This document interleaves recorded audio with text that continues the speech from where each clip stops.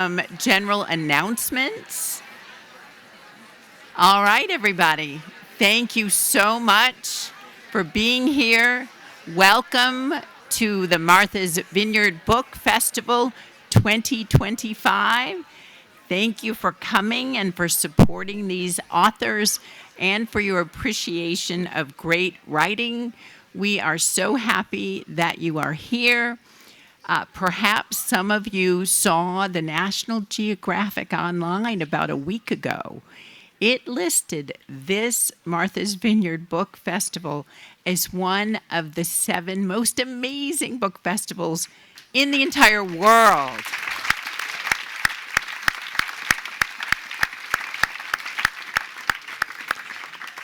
And you may be wondering, how do you support this free book festival?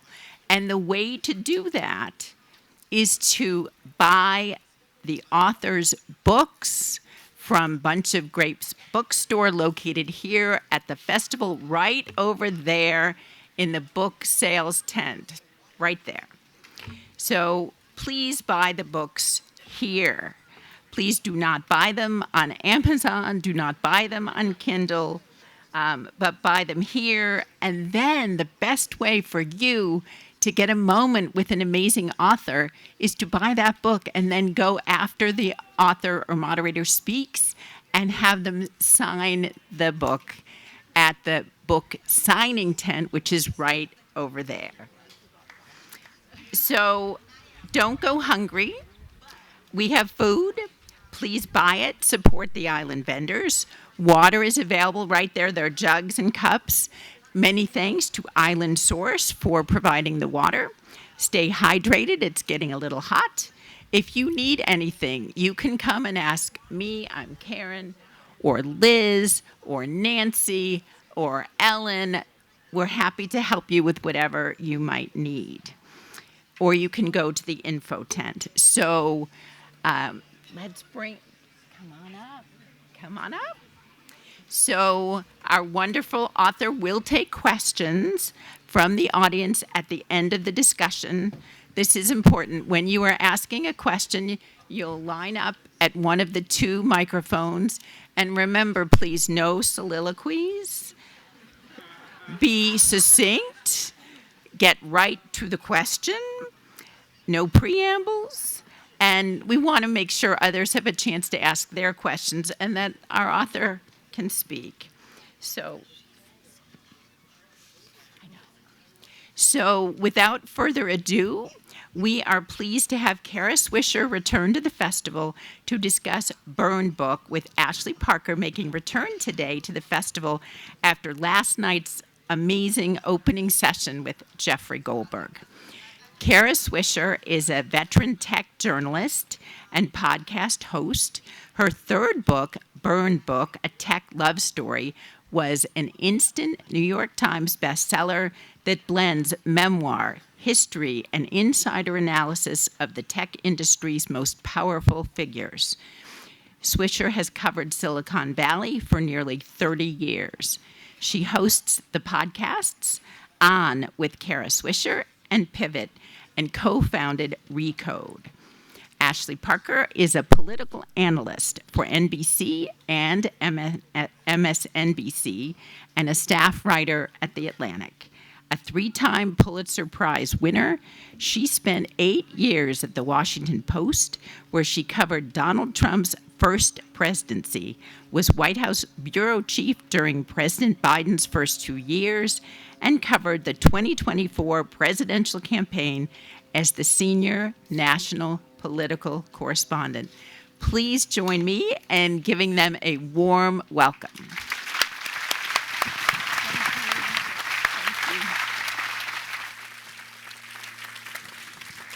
Hello. Hello. Thank you all for being here. And as excited as you are to hear Kara, so am I. Because the way I normally read books, but the way I consumed Burn Book was I listened to it. I listened to the audio version. And you have such a distinctive writing voice, that it was sort of nice to hear. And you read your own audiobook, so it was nice. I did. Did you not read your books or not? Are you too good for that? I've never written a book. I'm not even good enough to write a book. No. Wow. Feels like you've written a book. I feel like if you added up everything I've written, it could be a correct. book. Yeah. But yeah, so it was this amazing experience to hear Kara's actual voice in my ears, with a very distinctive writing style. And while I was listening, I kind of listened everywhere. I jot down on my phone like, oh, that's something I want to ask her, and that's something I want to ask her. So we will get into the political stuff and Epstein and cryptocurrency, but I kind of want to quickly go through the questions I had as I was listening to you and jotting things down. Can you guys hear me? Is this okay? Okay. So one thing that came through in your book is while you were covering tech, you essentially had offers to work at nearly every major tech company, startup, etc. And I'm curious, barring the ability to have bought a Gulfstream, was there anything that... That is not an insubstantial thing to have traded away. I actually, a little bit of me regrets it because I was offered a very early Google, early Facebook, early all of them pretty much, and including early MySpace, which was, I definitely knew that was going south. So, and I, at the time, I think one of them, maybe it was Amazon, they wanted an editorial director. It was really small, and I had gone to help actually Jeff Bezos find an office in a really shitty part of Seattle. Mm-hmm. And so they were sort of forming themselves like, oh, we love books, which they hate books, but they want an editorial director. And I think I said something to Bezos or whoever was asking me, like, I have a job at the Wall Street Journal. Why would I do that? Like kind of thing, which was really stupid. Ted Leonsis, for many years, sent me how much I'd be worth had I taken the job at AOL, and he'd just laugh. He'd go, oh, $500 million, that kind of thing. Was there anything, again, other than the not insubstantial money, was there anything that had you been constitutionally suited to do anything other than journalism that actually felt intriguing or fun, or what was definitely. That? I understood the power of it at the time, and I think I probably would have had, I don't think I would have turned into so many of them and probably would have had a good impact as a leader in one of those places. Although I wasn't a tech person, so they don't respect people who are not tech people. So that was a problem. The PR people, the HR people, whoever, and they sort of treat them like second-class citizens. So that was one thing, but I have a good personality to push back on that. So, and then, having the money would have been helpful to combat things, right? If you had several billion, I have an idea of what I'd do with it. Yeah. And so that could have, but you see Reid Hoffman doing that. I mean, I'm more in his zone. Yeah. And some others, Roger McNamee and others, who are using their ill-gotten gains to do good things. So I would have done the same. And you also write about I did marry someone who worked at Google. That's true. Megan Smith, who became the CTO under Obama, and she was working at something called Planet Out. And the Google guys, I had met them very early, and they liked her a lot, and were sort of sniffing around whether she would work for them. And I was like, you should go to Google. I think it's going to be big. And she did, She has a really nice house in Washington now. But and you mentioned that one thing that became clear to you covering Silicon Valley is that a lot of people had a fake it until you make it attitude, which you don't have, you said. But I was thinking, just because you just actually make it, but I was thinking Trump kind of has that fake it till you make it. And I mean, do you think that's something that's required to be successful in politics, or? No, they did eventually make it in a substantive way. Like Amazon was a good example. They were really not profitable. They, of course, didn't pay taxes for a long time, sales taxes. They had a lot of advantages. And the same thing with the tech companies. They didn't have regulations that, say, a pharmaceutical company or any company has all this set of regulations, including media, that restricts them in some way. And tech had a full landscape of non-regulation. And people still to this day, I'm always like, how many regulations do you think govern the tech industry? And everyone, I was on this panel with this Trump person. It was really funny. I felt bad after, but not that bad. And he goes, there's so many regulations that are hindering us in China, like whatever, China's going to beat us kind of thing. And I said, well, how many regulations are there that hinder tech? And he goes, hundreds. And I go, 0, but you were close. And so... and it's just really interesting. And even today, you see Mark and others talk about, if we're not allowed to do what we want, this sort of boogeyman of China will beat us. And the reason tech is so vibrant in this country, and really it is, America really is the center of tech innovation still, Israel a little bit, other countries, but largely America, is because of the bubble up startups that are not hindered by the heavy ownership of monopoly which exists now. And that's what I worry for, that 4 or 5 companies today own and control AI with very little government intervention. And in fact, not just little government intervention, sort of a pay-per-play thing with Trump, where he gets stuff and lets them do what they want, which is how they like it, which is why they were standing at the inauguration, as you saw, looking like idiots, but they're not idiots. They did that for a reason.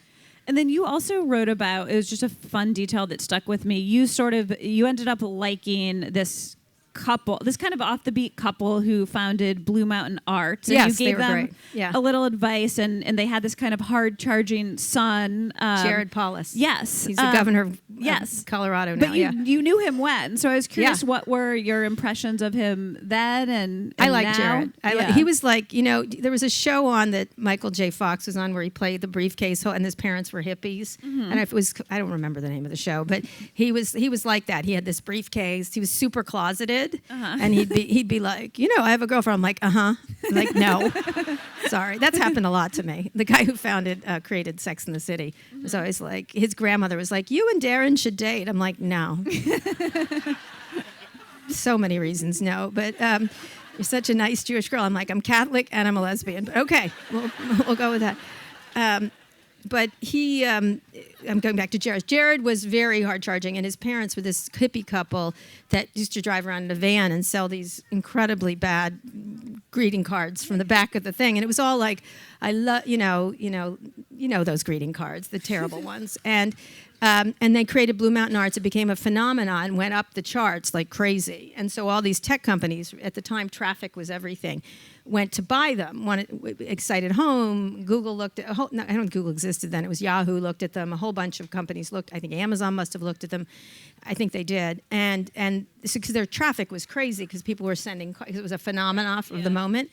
And so they sold it. I ended up selling it. And the mother, and Jared had a flower business and a lemon cake business off the side of it. They kept building. They felt like a fun family. It was a fun family. And so she called me, Susan, who's wonderful, called me and said, and I was the Wall Street Journal at the time and the beat reporter, and and I had written a profile of them. I went out to Colorado where they were, and now they're in La Jolla. But and they said, oh, we just got this $600 million offer from Excited Home. And I was like, I'm a reporter. Like, you just said that to me on the record, which, thanks. And she goes, what should we do? And I said, oh, all right, okay. I said, take the money, make sure it's all cash, because it was right before you understood there was going to be a crash. This company had no revenue. Like, both of them didn't. And so you knew it was a Ponzi scheme, what was happening.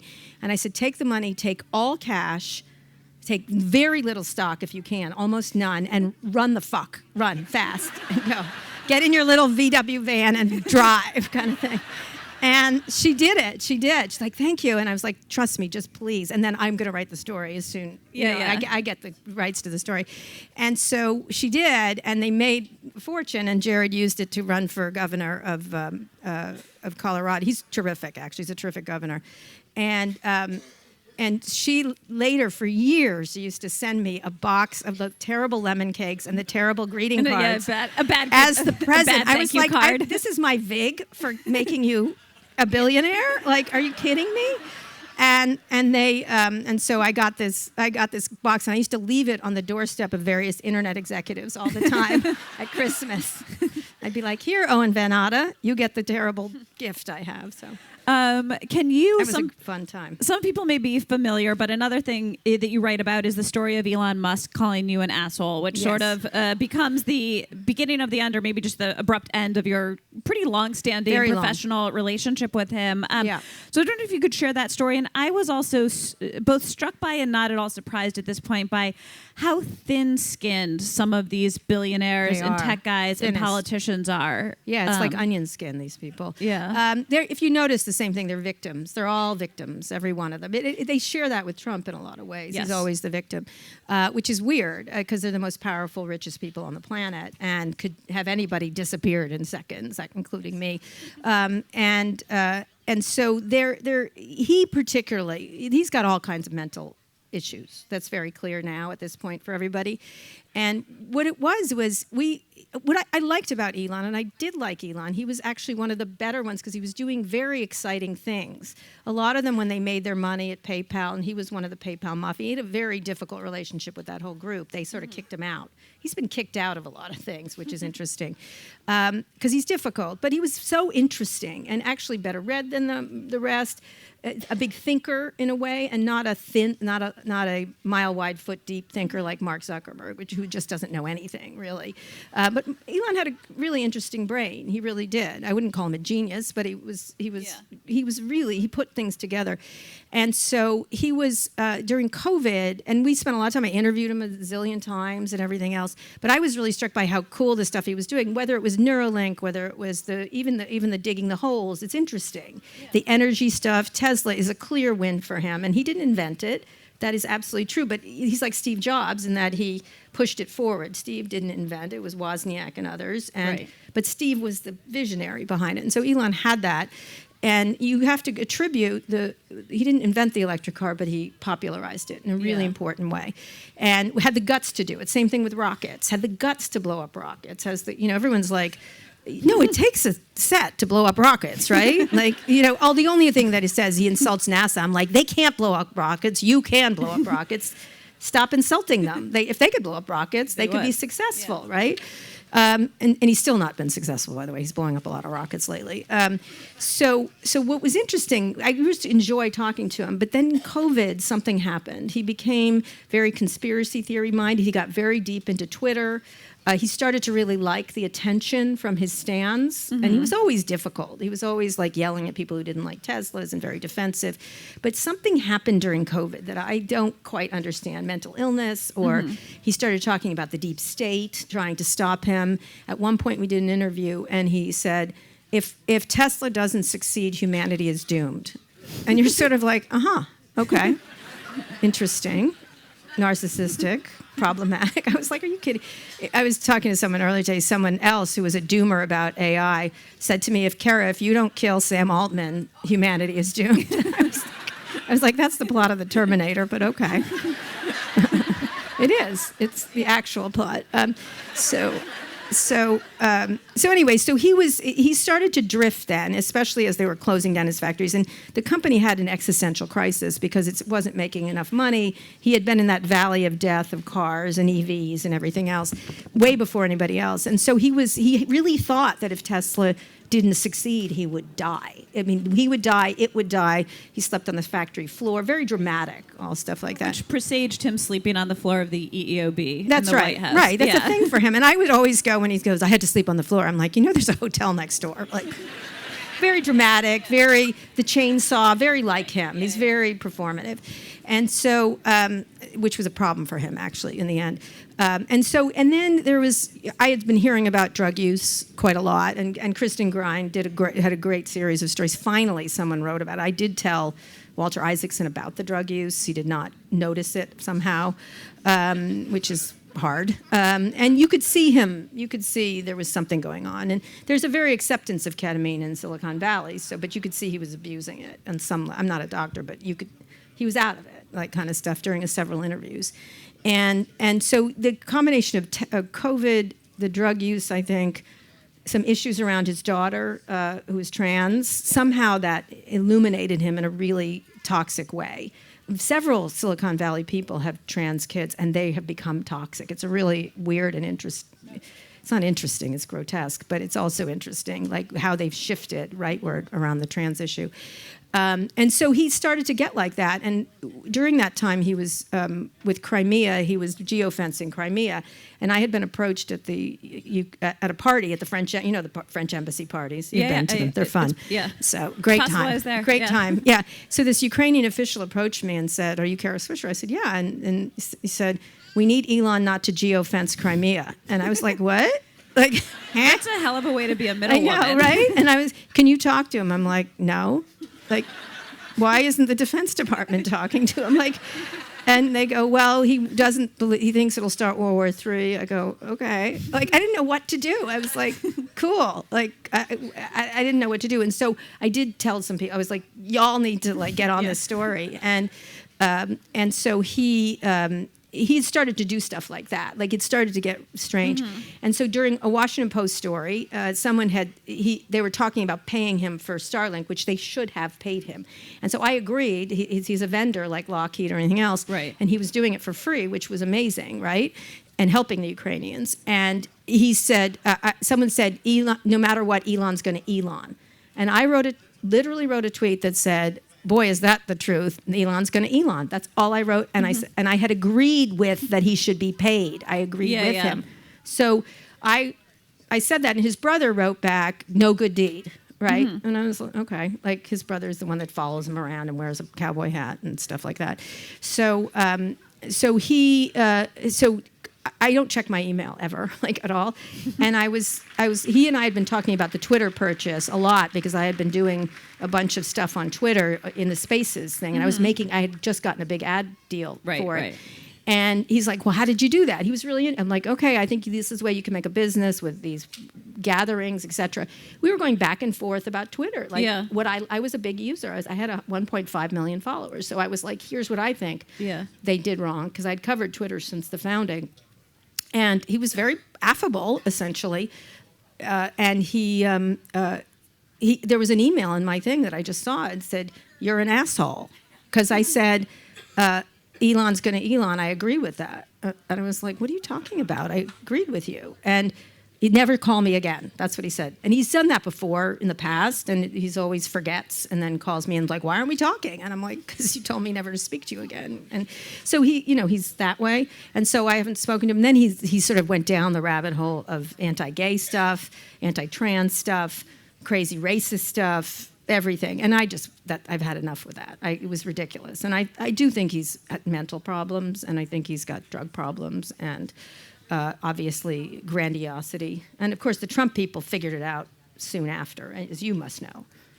Yeah, at a certain point. I mean, Elon had one major benefactor, which was Donald Trump himself, right? Who appreciated his money. Yeah, and the fact that he appreciated the money because of the way Elon poured it into the campaign, but Donald Trump's thing is that he hates people who he believes are profiting off of him. And so Elon got a little bit of an extra leash because he was independently wealthy, and even if Trump cast Elon out, he would still be Elon, and he would still, as you agreed with, Elon. Right? And Trump understood that. And I think that's why Elon lasted as long as he did, when a number of people in the orbit didn't like him. And I think one of the things that I understood, I talked to some Trump people, and they're like, "Oh, you just don't like him because you haven't a fight with him." I go, "Oh no, you'll see. You'll see. Like 15 minutes from now, you'll see." And the same person called me back, and they were like, "He's crazy, Kara." And I was like, "Yeah." And they go, "How are we going to get rid of him?" I'm like, "Good luck." And I hung up. I was like, because he insinuates him. He had a place at Mar-a-Lago, right? Yeah. And then he was like having babies too at the same time, and all this stuff. And they thought he wouldn't be in the West Wing. That was the thing, that he wouldn't. He was always everywhere. In the but they West told Wing. me he's not getting. Susie Wiles will keep him out. I'm like, Susie Wiles will not keep him out. I think she killed him in the end, ultimately. But my guess, that's who did it. So you also, in your book, you write about the P-to-P ratio you came up with for understanding basically tech billionaires, which is the prick to productivity ratio. Yes. If I have it correct. Yes, that's correct. I wanted you to rank Trump, Obama, and Biden on the P-to-P scale. Well, I'll start with Obama. He's a pretty big prick. He he is. I'm sorry. He can be a difficult person. Let me say, I've interviewed wrong him. crowd for that, but Right, I know it is, but sorry to tell you, he's got a lot of narcissism going there. But I think he was productive, although I think ultimately didn't lay the groundwork. So he's got a pretty high one. Ultimately, he didn't lay the groundwork for what happened with Trump. I think he took it for granted in a lot of ways. I mean, there's an argument the Democratic Party was kind of decimated under his Right, presidency correct. at the state and local Yes, level. that's correct. Right, So yeah. I think probably not that productive. And he was just a medium. Compared to tech people, he's a sweetheart. So it doesn't matter, like kind of thing. I think Biden actually was very productive on a lot of things, but at the end, it doesn't matter. The finish matters all kind of stuff. So I thought in terms of passing things, which they're now clawing back, was very productive. And doesn't seem to be. He seems pretty affable. I think he's probably, like anyone who's running for president, as Jeff said, you got to have a mental illness of some sort. And so I think he was probably not much of a prick. And Trump is a total prick. He just is, and not very productive at all. I think he'd have a low one because he's productive for his aims. So if the aims are to decimate democracy, he's fantastic at it, kind of thing. And so it depends on what the goal is to improve the lives of citizens across the country. Not at all. That would be the goal of a president to me. Right. But he has different goals than the rest of us, or some of us. And you also write about the good Mark, who is not Mark Zuckerberg. In your eyes, it's Mark Cuban. Cuban's great. Yeah, so I was curious if you could talk a little bit about why he's the good Mark, and especially in the context of he gets mentioned in sort of like a fanciful long shot 2028 way. He is, yeah. He's not running. I've talked to him about it quite a lot. That's the dream. I mean, he started off, talk about pricks, really arrogant, really irritating, kind of tech bro, top tech bro kind of personality. Yeah. And he has, like, Evan Spiegel is similar, the guy who runs Snapchat. They've evolved into really interesting people and have used, they seem insulated from the enablers that surround these people at all times, the chiefs of staff, the people who work for them, the people who tell them they're so great, who lick them up and down all day. These people have that all around them all the time. And it could end really tragically, like Tony Hsieh, who I write about, who started Zappos, who ended up with enablers everywhere and in the middle of COVID, and he died, essentially killed himself. And so with them, they resisted that. They're the same people they started as. But Mark has improved, and now he's doing really interesting things. And he's kind of an iconoclast in a really good way. Like he'll surprise you with some of his viewpoints. They can be very conservative or very liberal. And I think he's just common sense. And I would think he would be a very good candidate. But you think because he always gets mentioned, and he's at some of these Democratic conferences, but you think that's just a pipe dream. You think he ultimately he's not. He values his life and the effect he can have as he really doesn't need it, like kind of thing. And I think we went to dinner in Austin recently, and he said, maybe I should run as a Republican just to fuck with them. And I was like, I like it. I like how you're thinking. I like the cut of your jib. Which I was like, God, that would be so good. Like Marco Rubio would lose his fucking mind, what is left of it. I don't think he's going to, I just don't see it. Although I think he'd be quite good, actually, as a candidate. And people, if you go around with him, people really like him. Yeah, both that's my Republicans sense. And Democrats. People who disagree with him like him. And he's really a lot of fun. And he's just, I really enjoy talking to him. I always come away thinking really hard. So I like him. I like him a lot. Okay. And I wish he would run, actually. I mean, there's sort of it might surprise people, maybe it wouldn't. There's a kind of sweet chapter near the end of your book where after destroying a lot of these people, you write about the people in Silicon Valley who you do like. And yes, it was a short chapter, but I did. Yeah. It was a short chapter. It's buried near the end, but who you like, who you respect, who you think are doing good things, interesting things. I was wondering if you could talk about a few of them, because a lot of those names were new to me and I think might be new to the people here, but also I was curious, you mentioned Reid Hoffman is one of them, and I know Reid because he's a big Democratic donor, he's a big player, but I was curious, are there any others who might have a role in politics? See, I don't know now, because I think a lot of them are very scared, I have to say. Look, Lorraine Powell-Jobs is doing God's work with Atlantic, where you were. Oh, yeah, I love her. She's great. I love her. She's great, but I think she must be, they don't have... What can they do to her at this point? Because she doesn't have anything that needs to... She's not Sherry Redstone and needs a merger approved. They could make her life uncomfortable, I would suspect. And I don't think she's a very shy and private person. And so I think that she's doing amazing stuff with the Emerson Collective and everything else, but there's only so much she can do. Melinda Gates, another person I have a lot of respect for, it's all women. It's really interesting. She's doing a lot with her pivotal ventures, and I think it's an interesting way. She's just interesting, and she's been outspoken, if you've noticed. Mackenzie Scott is fantastic. She was always fantastic. I was always like, why are you married to that asshole? Even back when. He was an asshole back when, just so you know, just FYI. Everyone's like, oh, he's changed. I'm like, not at all. He just has more muscles because of HGH. It's fine. Whatever. That's what he wants to do. Come on. Look, they always talk about women, like, what did she do? And everyone's like, oh, no, he didn't do anything. I'm like, stop it. Like, stop it. He totally did. But I will say, I will argue that I thought he was a fantastic owner of the Washington Post. Because he wasn't paying attention. Yeah, but I love that. I love that. Like, because he wasn't interested. And he gave us all the money. Interested in you. Right. That's so your point, it was like benign neglect. It That's wasn't correct. That's like right. a principled stance. No, not at all. Fair. He liked to cosplay that, but he's not like that. He's like what he is now. That's who he is. Okay. 100, the thirsty middle-age crisis asshole is who he always was. So, well, so sorry, he is. Yeah. So you listen to the things he says. It's insane. It's just that letter he wrote after the Kamala thing.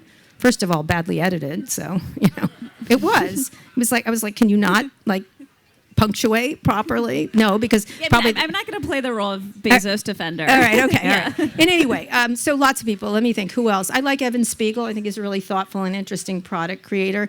I go back and forth on Sam Altman, but I met him when he was 19, so we have a long relationship. I think there's really good parts of Sam Altman. There's also incredibly venal and manipulative parts of Sam Altman. So I prefer him if I had to pick. Yeah, I'd prefer him. I love Satya Nadella. I think he's really an interesting leader of Microsoft, and I think he's smart and thoughtful. Again, he's an adult, and he has children. He's had children with disabilities, and just he feels like a person who has a life. Yeah. Tim Cook, I like a lot. I think he's thoughtful and interesting. He's got a lot of challenges. So there's people like that. There's a lot of people like that. Reed Hastings, I think he's terrific, who started Netflix. I like Ted Sarandos. But they're all, ultimately, as I said, they're all interested in shareholder value. So ultimately, if they have to choose, they'll be right up front at the Trump administration for doing that. At the third term inauguration. Well, yeah, sure. Why not? I mean, you also have a couple journalism questions. You talk about a top executive asked you why people leak, why you get all these scoops, why people leak to you. And I wanted you first to talk about that answer. Why do people leak to you? I mean, I think it's a million different reasons, right? Sometimes you've had a really long personal relationship, right? And I think leak is a little misleading. Yes, sometimes somebody comes to you with something that is just pure gold and you get to publish it, but that's often not how it works. It's often you have a little bit of something and you go to someone and you know something and they're forced to and they're forced to play ball, or they think they're being treated unfairly and they want their perspective out, or you're doing a profile of them and they're not participating, so you call everyone around them, and when like the ninth person who they played JV basketball with calls them and says, hey, Kara Swisher, Ashley Parker reached out, they decide, you know what, maybe I should participate. I mean, there's a million different reasons. There's you get to know someone as a young advanced staffer, and now I'm middle-aged and they're running a campaign, and you have a relationship the way you have with tech people. But what was your key answer? Well, I think ultimately I tried really hard not to have leaks from people who had a bone to pick, right? That's all. You have to be really careful but although people have a bone to pick sometimes know what they're talking about. You at least need to understand their what motivation. their bone is and what their agenda is. So in that case, when I wrote about that, it was at Yahoo, who I was such a nuisance of, because they were running that company into a wall on a daily basis. And so one of the things this was a woman, Sue Decker, who I really like, actually ended up being friends with when she after she left, because I think she's a really thoughtful person. She called me and she was really quite frustrated, and she goes, why are they leaking to you? Like, nobody did that, but she did. And so I said, they're leaking to me because you're not listening to them, and you listen to me. And so that to me was ultimately, there was some big issues there, and she wasn't being a good manager. And when I wrote it, it mattered. Like it got her attention. And so to me, that was the case. Sometimes there's like in the case of Uber, we did a lot of these stories about Travis Kalanick to help get him fired, but which he totally deserved to be fired. I think there was one person who. The story we wrote was Travis and some others had taken a woman had gotten raped in an Uber in India, and they got her medical records like illegally to try to discredit her that she wasn't a virgin. Or it was so disgusting, and I was personally disgusted. And they lied about it, and they had it, and someone in the company was horrified that they had the records and were talking about them. What can we do? Right. And so they called me, and they just couldn't countenance what they were doing. Right. And that was why, because it was horrific. But many people, let me just tell you, don't do that. They go along with it because of the money, because the money is so big. Like right now with AI, for example, these are billions of dollars. And the question is, do you take the money and sort of live with yourself, or do you say, fuck this shit and get out? And so it's hard. And I think what you said about Yahoo, that's certainly true for what it's worth with the Trump administration. Sometimes people think that the president will be more persuaded by reading something on the front page of the Washington Post. And it's absolutely true. And that is true. Or seeing it on Morning Joe, and that is the better way to make their case to him than in the Situation Room. Sure, 100%. And you also, you mentioned this sort of flirt and betray style of journalism that was very popular in the 90s. Still works. But I wanted to ask you how you would describe sort of your style. I'm really honest, and like I do a lot of reporting. Reporting is when I was. I'm not a big reporter now, but I was a really good reporter. Speaking of surrounding people, I was like I talked to everybody. You geofenced them. I geofenced them. And at one point, when I was doing a book about Steve Case, he wasn't talking to me and not being cooperative. And he was being, very it was normal for him to do that. There was no offense taken, because that's what I would do if I were him. And at one point I was in a meeting with him, and I knew everything about what happened. And he looked at me, he goes, "You don't need me anymore, do you?" And I go, "I don't." And then he started talking, which was really interesting. Yeah. And so I think reporting solves everything, really, pretty much. And so if you know more, and the other thing is, as you must know, I talk to everybody. They only talk to their little group of people, so I know more than they do about everyone else. Right. And so often I would get a call, or I'd get a call and I would know more than they did, and they needed to know. And so I didn't trade information, but that was one thing. Yeah. And then the last thing is, one of the things that's great about really great reporters, all of them, is they know how to strategically figure things out. And so I'll give one example, which is in the book, is Yahoo was buying, someone called me and said, when Marissa Mayer was running it badly, so they're buying something for $1 billion. And so that's all I got. That was the tip. And I was like, okay, what do I know about her? I know her personality and what she would look at, because she was very strategic. So I made a list of companies that she would be interested in because of the splash, the PR. So I knew her, and I knew she'd want something that was super splashy. The second thing was what cost $1 billion. The third thing was who owned these companies. And I started calling around to the companies I thought she might buy. The second person I called for the second company, I get on the phone, I go, "So Yahoo's paying $1 billion for the company you invested in?" And they go, "How did you know?" Yeah. And I lied. Was that Tumblr? Tumblr. That was Tumblr. I remember that. Which then sold for $3 million many years later. She paid $1 billion for it. Nice job, Marissa. So Elsie, it is time for questions, but I have two more very quick personal questions I want to ask you, and then we'll go to audience questions. Sure. One was you wrote about how Sheryl Sandberg's late husband really changed your approach to parenting. Yes. And I was just, if you could share a little bit. He died very suddenly of a heart embolism. And he was a wonderful guy. Like, I don't say I'm friends with many. I'm not friends with Sheryl for sure. But I liked him a lot. He was thoughtful, interesting entrepreneur. He loved the media. He had a lot of media-related companies. And she had these things these Sheryl things where she had ladies of Silicon Valley. Yeah. Did you ever go? No. Yeah, anyway. So she would have them. And Sheryl, very typical of Sheryl, she'd have a guest like Ballmer or Oprah or whoever. And she always made me ask the first question. And it was always difficult and painful. And then she'd plot with me. She's like, "Okay, what are you going to ask?" Yeah. And then whenever I asked it, she'd go, "Oh, Kara, you're always so bad. Like she'd pretend that she had no idea I was going to ask it. She's so ridiculous person. So, but he was just this wonderful parent where I walked into the kitchen and he was working with his kids on math. And I remember looking and thinking that's the kind of parent, and my kids were very little at the time. His were a little older. And he just was so present for them and really amazing. And you did not see that as these people got richer and richer. You saw that less and less. And so it was really heartening. And he was a lovely man who died well before his time. Had he still lived, I think things at Meta would have been very different because he had a real impact on Cheryl. And I think she went astray. And a real moral compass. Yes, he was a real moral compass for her. I think he kept her.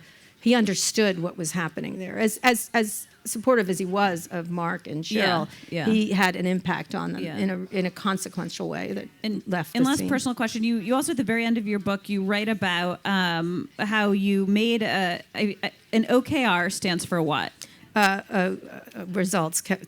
It's basically results. But it's like a business plan. It's a business plan that Silicon Valley people would make, and you kind of looked up one day and made an OKR for yourself about what you wanted in a partner, and that's how you ended up with your wife, Amanda. I did. I made a list. I literally made a list. You could just talk it was just such a striking scene, and I didn't put everything I wanted on the list, but it's objective and key results. Objective and key results. Yeah. I just was like, I gotten divorced, and I have a very friend. I get along with my ex. My ex right now is dealing with my irritating mother right now, so I love her. She's fantastic, and we have two beautiful boys too. So we spend a lot of time talking about them.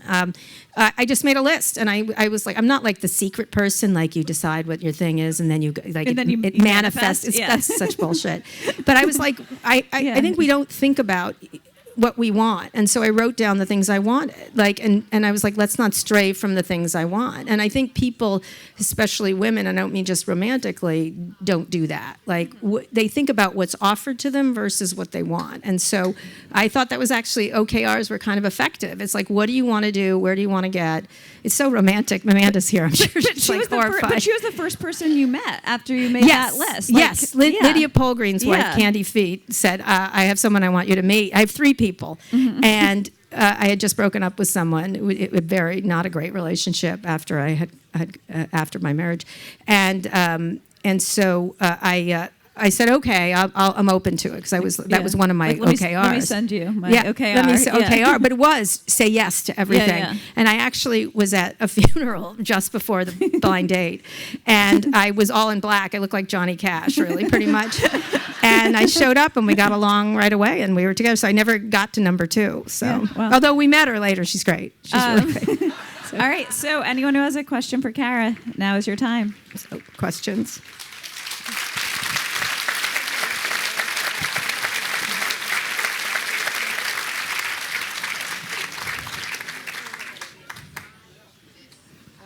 Loved your quip about the Trump third inauguration. Yeah.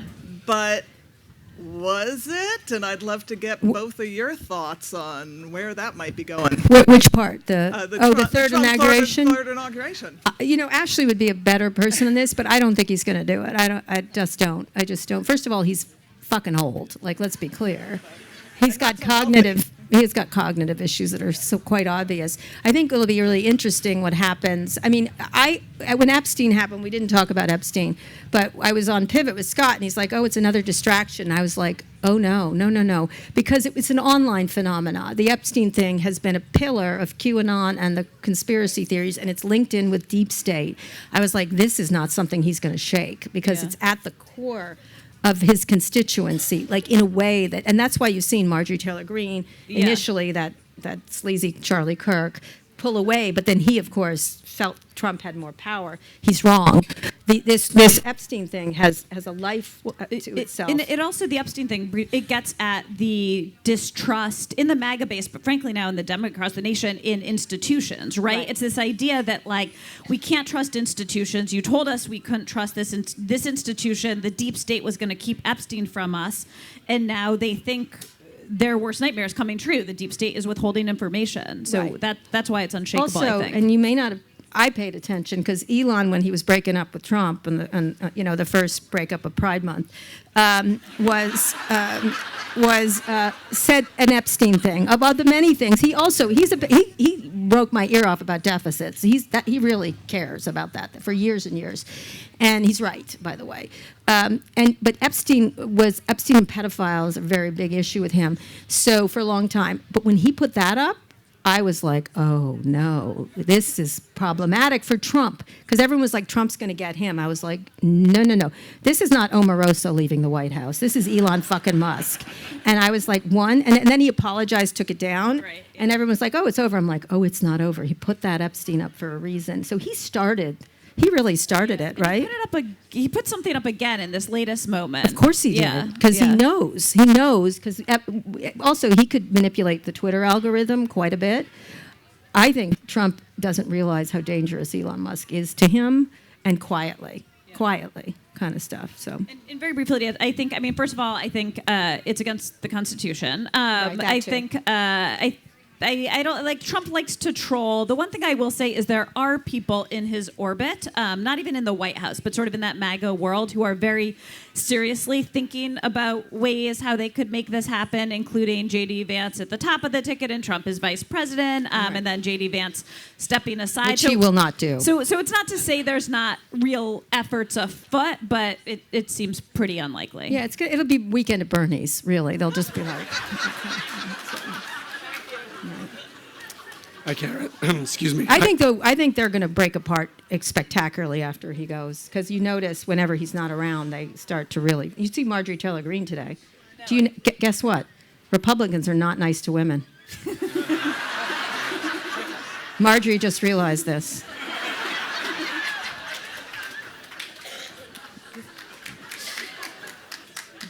Excuse me. Hi, Kara. Hi. Huge fan. Thank you so much for coming back. It's a personal question. Hopefully you're interested in talking about it. But can you share a little bit about how the stroke you had affected you, affected your life, affected your approach to work? Well, my next book is about all this, and I'm writing a book about healthcare, longevity. I'm doing a CNN docuseries. I'm doing an event, a podcast. I'm doing like everything around this. So I'm really exploring longevity, because tech bros, of course, are into this, but in a narcissistic, ridiculous way. And I'm actually exploring what's happening. And there's astonishing things happening with AI and with cancer and CRISPR and GLP-1s. And so I'm doing a whole book and series about this. And I'm doing all the things. And so one of them was this week. I was with my cardiologist in San Francisco. And then I went down to Stanford and found this amazing immigrant-filled lab at Stanford, a mechanical engineering lab that is using these thing called millibots. Right now, I had a surgery that put a plug in the hole in my heart I had, which was groundbreaking. Now they have these tiny little pieces of metal that will go into your vein, just like Fantastic Voyage, clear out the clot as it's happening in seconds, go to the outer reaches of the brain and come back down and go out. It's amazing, all this stuff that's happening using AI, robotics, magnets, and everything else. So I have I think a lot about longevity, and I had 2 more kids with Amanda, so I think a lot about not being dead, and so it's. On your OKR, not being dead. It's not being dead is one of my OKR. So I'm really interested. It's taken off from a very narcissistic thing that the tech bros are, but there's really amazing stuff happening with longevity and healthcare that goes further. And I think our healthcare system obviously is broken. This is not a startling observation. So my dad died when I was 5 of a cerebral hemorrhage, and it affected me. I was like that to start with, and I after the stroke I was like, fuck yes, I'm not going to put up with anything. And so I was already that person, but it became more so. And so I was lucky to have a stroke that was not debilitating. And so after I was like this before, but after it, I was like, you know what? I'm not talking to you, or I'm not staying in this job, or I have this many years to live, so you're bothering me and you need to move away from me immediately, or whatever. So I go for it in that regard. Thank you so much. I think that's how it affected me.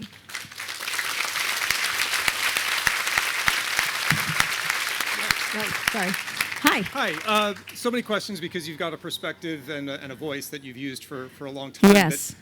Something I'm hoping that you could comment on is the recent book was Careless People about Facebook. Yeah. And every page just has a what the F moment Yeah. on it. I've never seen anyone say it's not true. I've never seen anyone I didn't confirm it. interview her. I thought Well, there. Well, do you have any comments There's a on reason I didn't. Mark and Sandberg and Cheryl? The whole I thought that crew? was a flawed book because directionally it was correct, but there was a lot of details. I was there, and it just didn't happen that way. It just didn't.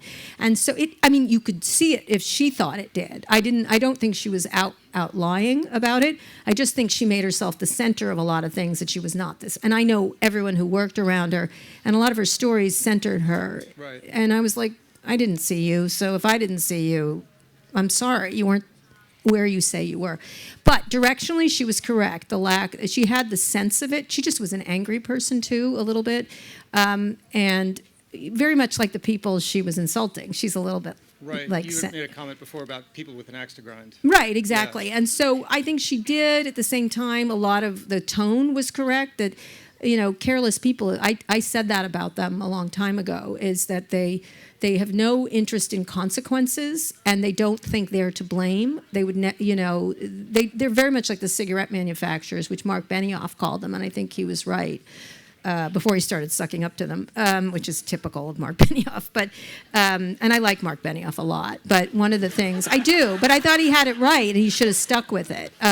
They had all these consequences, and then pretended it couldn't be our cigarettes that are killing people. Like it's something else. They're fat. They eat potato chips. It's their own fault. Like it's their own fault, kind of thing. And I do think Mark especially I still maintain the two people that are the most dangerous in Silicon Valley are Mark Andreessen and Mark Zuckerberg. Largely because Mark Zuckerberg presides over the biggest, and you should see the results this quarter. It was astonishing. I mean, he controls everything.